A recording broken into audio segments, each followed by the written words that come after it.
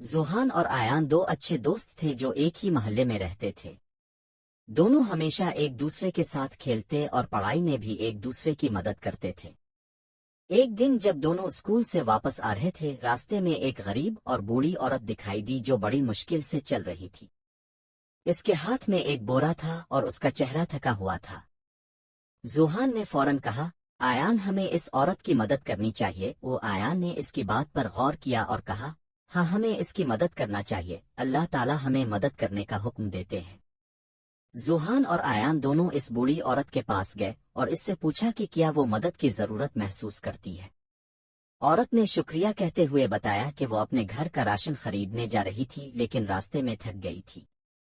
آیان نے فوراً اپنے بیگ سے پانی کی بوتل نکالی اور بوڑھی عورت کو پانی پلایا، جبکہ زوہان نے اس کے بورا کو اٹھا کر اس کے ساتھ چلنا شروع کیا۔ دونوں لڑکے اس کے ساتھ اس کے گھر تک پہنچے اور عورت کا شکریہ ادا کیا۔ بوڑھی عورت نے دونوں کو دعا دی اور کہا، اللہ تم دونوں کو ہمیشہ خوش رکھے، تمہاری مدد نے میرا دل خوش کر دیا ہے۔ زوہان اور آیان نے اس نیکی کا اثر محسوس کیا اور اپنے دل میں یہ عہد کیا کہ وہ ہمیشہ دوسروں کی مدد کریں گے، چاہے وہ چھوٹے ہوں یا بڑے۔ کچھ دن بعد دونوں لڑکوں کو اسکول میں ایک امتحان میں بہت اچھے نمبر ملے۔